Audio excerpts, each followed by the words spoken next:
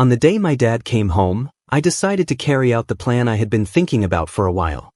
I put the drug into his tea, making sure to stir it well so it would dissolve completely. After that, I handed him the cup and watched as he drank it all, without any suspicion. We left the house soon after that, knowing it would take about 4 hours for the drug to fully take effect. The drug was supposed to make him unconscious, so we needed to be patient. I had connected the CCTV cameras in my dad's house to my phone, allowing me to watch everything that was happening there even when I wasn't around.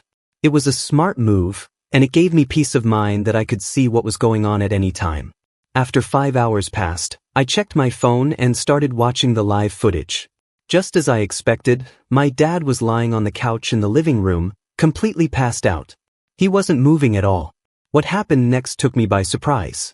My dad's girlfriend, Lauren, walked into the room and saw him lying there.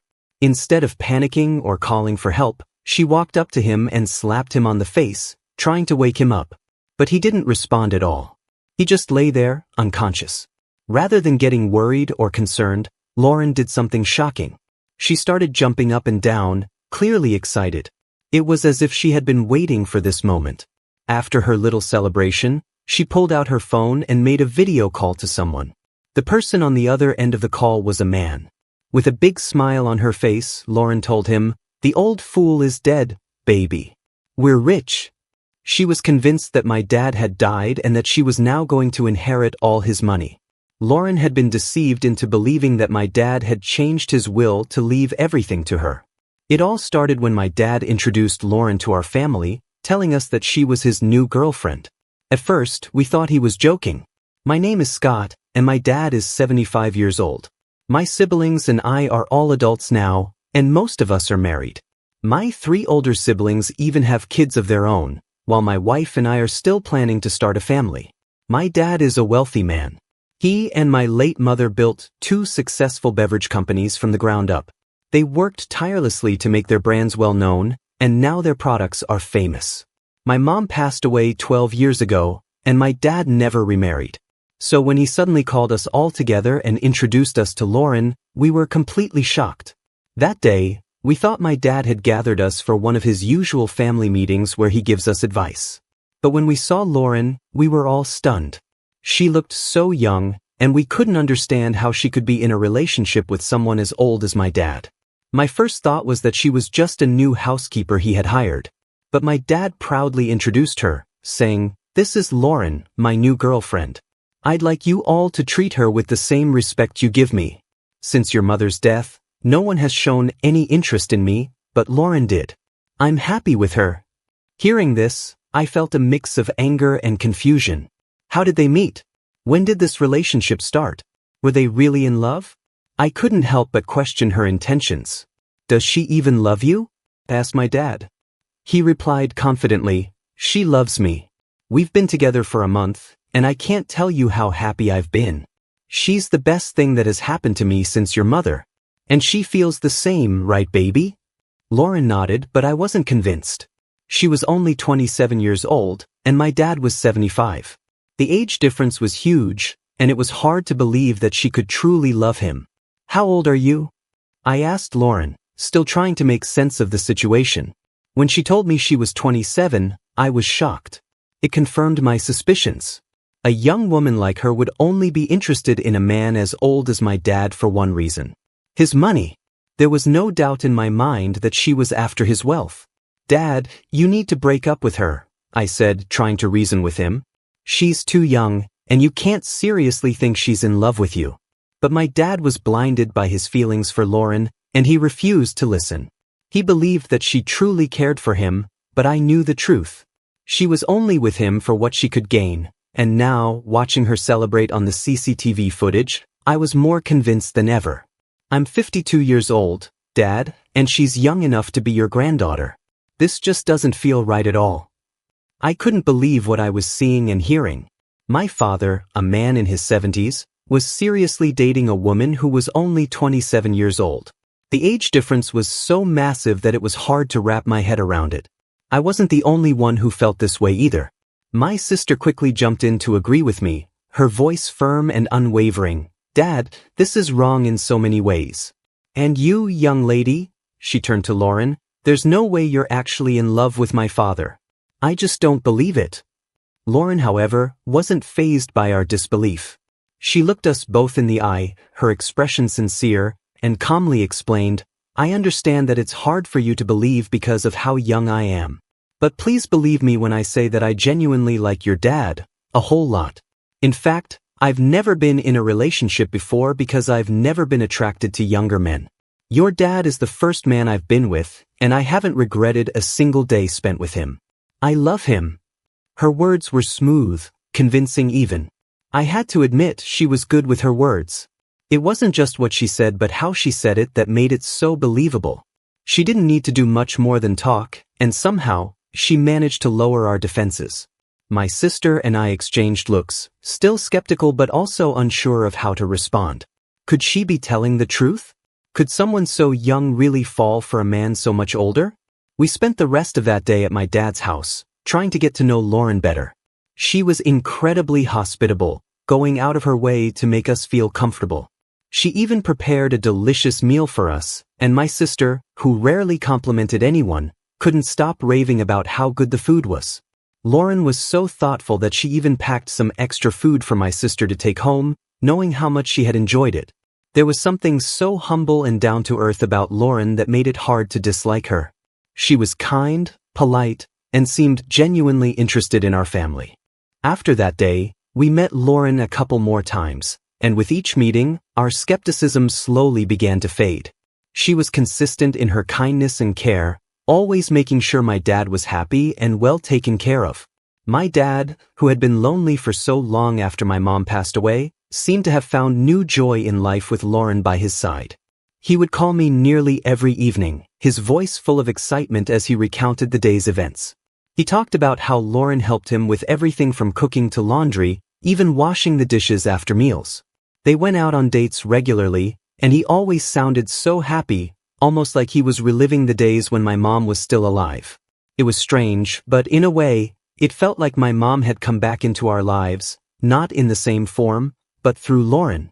As the months passed, my siblings and I found ourselves growing fond of Lauren. We couldn't help it, she was just so lovable. She wasn't just there for my dad. She also took an interest in our lives. I owned a small restaurant at the time, and although it wasn't very big, Lauren would often stop by to help me out with various tasks. She was always willing to lend a hand, whether it was in the kitchen or with organizing things around the place. My older siblings, who had children of their own, also appreciated her help. She would visit them from time to time and offer to babysit or help with whatever they needed. About 6 months into their relationship, my dad dropped another bombshell on us. He and Lauren were getting married. I remember the day he invited us over to share the news. He was practically glowing with excitement, like a young man who had just fallen in love for the first time. But there was something strange about the whole thing. According to my dad, Lauren had proposed to him. She had taken him out on a date at a nice restaurant, and in the middle of their meal, she had pulled out a ring and asked him to marry her. I was stunned. It's not every day you hear about a woman proposing to a man, especially not in a situation like this. It was supposed to be the other way around, wasn't it? Why would she take the initiative to propose after just 8 months of dating? It didn't add up. When we asked my dad why she did it, he said that Lauren was afraid he might not want to marry her because of the age difference. She was worried that he would hesitate, thinking she was too young, so she decided to prove that she was serious about their relationship by proposing herself. My dad thought it was cute and thoughtful, a sign of her commitment and readiness for marriage. I wasn't so sure. The whole situation felt off, but my dad seemed genuinely happy, and Lauren continued to be as sweet and supportive as ever. It was hard to argue against the marriage when both of them seemed so certain about it. I wanted to believe that Lauren's intentions were pure, that she truly loved my dad and wasn't just after his money. But there was always that nagging doubt in the back of my mind, the feeling that something wasn't quite right. The wedding was a small affair, just close family and a few friends. My dad was over the moon, and Lauren looked radiant in her wedding dress. As I watched them exchange vows, I couldn't help but wonder if this was really what was best for him. Could a marriage built on such an unusual foundation really last? Only time would tell. In the weeks following the wedding, things seemed to settle into a routine. Lauren moved in with my dad, and they started their new life together.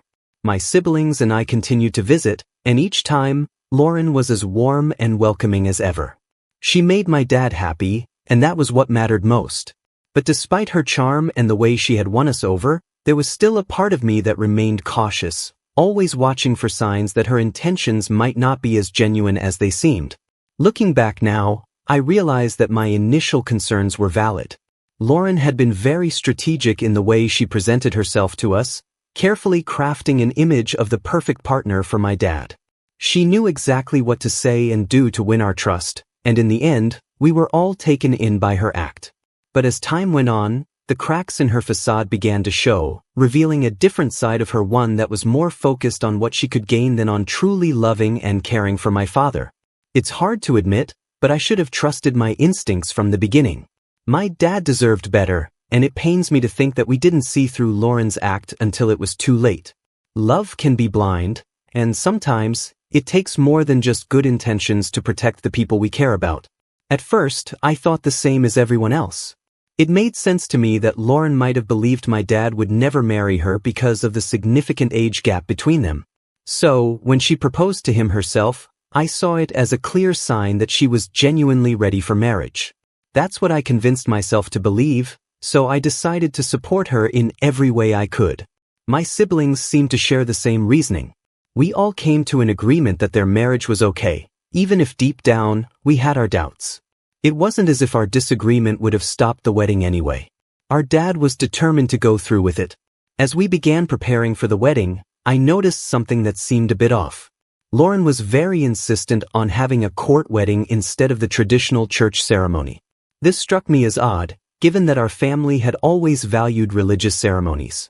I voiced my concerns, and my siblings did the same. We felt that a church wedding would be more appropriate and meaningful, especially considering my dad's age and the traditions we were used to. My dad found himself torn between wanting to make Lauren happy and holding on to his own values. He wanted to give her the court wedding she asked for, but the idea didn't sit well with him. It was a tough situation, and we spent a lot of time discussing it. Lauren was clearly disappointed when we pushed back against her wishes, but eventually, we managed to convince her to go with the church wedding instead. Although she reluctantly agreed, it was clear that she wasn't happy about the decision. On the day of the wedding, something felt off again. Lauren didn't seem as excited as we had expected. Her demeanor was subdued, and she didn't have the radiant joy that most brides have on their wedding day. We were all fooled into thinking that she might have been feeling unwell, perhaps just dealing with a headache or pre-wedding jitters. We felt bad for her, and my sister, in particular, spent a lot of time comforting her and staying close to her throughout the day. We chalked it up to nerves and hoped that once the ceremony was over, everything would go back to normal. After the wedding, life for my dad and Lauren began. For the first 3 months, my siblings and I decided to give them some space. We thought it would be best to let them enjoy their new life together without us constantly dropping by. We wanted our dad to have all the fun and happiness he deserved with his new wife. Looking back, I realize now that this was a mistake, a silly one that we would later regret. It wasn't until 5 months later that I finally visited my dad. As soon as I saw him, I noticed something was different. He seemed quieter than usual, and it was clear that he had lost some weight. His clothes looked a bit looser, and his face had a tired, worn-out look that I wasn't used to seeing. When I asked him if he was okay, he put on a smile and assured me that everything was fine. But I know my dad too well. His smile didn't reach his eyes, and I could tell that something was bothering him. While we were talking, Lauren walked into the living room. I noticed that my dad flinched slightly as she entered, which made me frown. It was a subtle reaction, but it was enough to raise my suspicions even more. Lauren greeted me with her usual cheerful smile and sat down next to my dad, resting her head on his shoulder. We chatted for a while, but the whole time, I couldn't shake the feeling that something was wrong. As I was getting ready to leave, I decided to have a private conversation with Lauren. I asked her to walk with me to my car, hoping to get some answers about what was going on with my dad. As we walked, I turned to her and asked, "Is my dad okay? He looks different, and his behavior is strange. What's going on?" I watched as Lauren's cheerful demeanor quickly faded. She looked down at the ground, avoiding my gaze. "Your dad isn't making me happy, Scott," she finally said, her voice soft and full of frustration. "Ever since we got married, he's been distant. He pushes me away sometimes, and on some nights, he even sends me out of the bedroom." Her words hit me like a ton of bricks.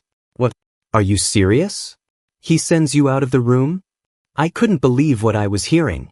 "Yes," she replied, looking up at me with a mixture of sadness and anger.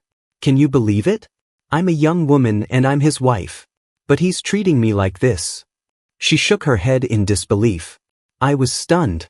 This wasn't like my dad at all. He had always been caring and considerate, especially towards the people he loved. Hearing Lauren describe his behavior made me worry even more. Something was definitely wrong, and I needed to get to the bottom of it. After our conversation, I left with a heavy heart. I couldn't stop thinking about what Lauren had told me. The image of my dad, distant and pushing her away, didn't fit with the man I knew. But at the same time, I couldn't ignore the fact that Lauren seemed genuinely upset. She had always been so good to my dad and to our family, and I had started to believe that maybe she really did care for him. But now, I wasn't so sure. Over the next few days, I tried to piece together what might be happening. I spoke to my siblings, and they too had noticed some changes in our dad during their visits. He was quieter, more withdrawn, and didn't seem to have the same energy he once had. We all agreed that something was off, but none of us could pinpoint exactly what it was. Eventually, I decided to confront my dad directly. I needed to hear his side of the story and find out what was really going on. When I visited him again, I sat him down and asked him to be honest with me. I told him what Lauren had said and expressed my concerns about his health and behavior. At first, he tried to brush it off, insisting that everything was fine. But I pressed him, telling him that I could see through his attempts to hide the truth. Finally, he sighed and admitted that things hadn't been as smooth as he had hoped. He told me that while he cared for Lauren, the age difference was starting to take a toll on him. He was struggling to keep up with her energy and needs, and it was causing tension in their relationship. He confessed that he felt guilty about not being able to give Lauren the kind of life she deserved. He knew she was young and full of life, and he felt like he was holding her back. That was why he had been distant and why he sometimes sent her out of the room at night. He didn't want to face the reality that their relationship might not work out the way he had hoped. Hearing this broke my heart. My dad had always been a strong, confident man, but now he seemed vulnerable and unsure of himself. I could see that he was struggling, and it hurt to know that he was going through this alone. I assured him that he didn't have to face this on his own and that my siblings and I were here to support him. I also realized that Lauren wasn't entirely to blame. She had her own struggles and expectations, and it wasn't fair to judge her without understanding her perspective. I knew I needed to talk to her again, this time with more compassion and understanding. In the end, I learned that relationships, especially those with such a significant age gap, come with their own set of challenges. My dad and Lauren were trying to navigate a difficult situation, and it wasn't easy for either of them. But what mattered most was that they both wanted to make it work, and they were willing to put in the effort to overcome the obstacles they faced. As I left my dad's house that day, I felt a mix of emotions. There was still a lot to work through, but I was hopeful that with time and open communication, my dad and Lauren could find a way to make their marriage a happy one. And as a family, we would be there to support them every step of the way. I deserve his attention, but it's like he doesn't love me. I'm so sad, Jack. Hearing Lauren say that made me feel terrible. She seemed genuinely hurt, and I couldn't help but feel sympathy for her. I promised her that I would talk to my dad and try to understand what was going on. She thanked me and went back inside the house. The next time I visited my dad, I noticed things had gotten even worse. He was quieter than before, barely saying a word to me. His behavior was so strange that it left me feeling frustrated and worried.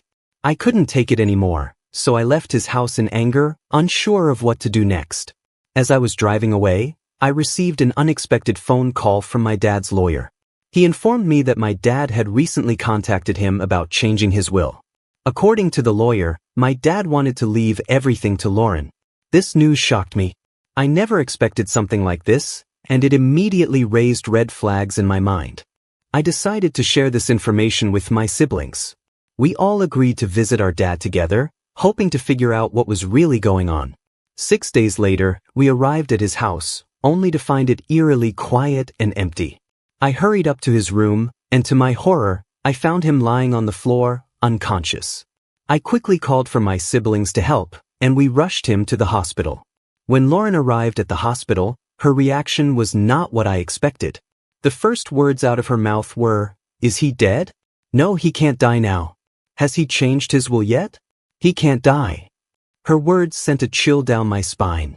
How could she be more concerned about the will than about whether my dad was alive or not?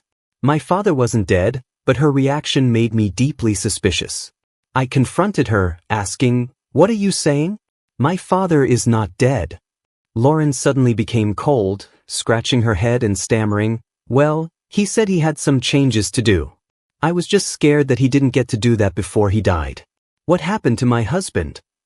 Her behavior only made me more suspicious. Why would she immediately assume he was dead, and why was she so focused on the will? It didn't make sense unless she had ulterior motives. When my dad finally woke up, he started crying uncontrollably.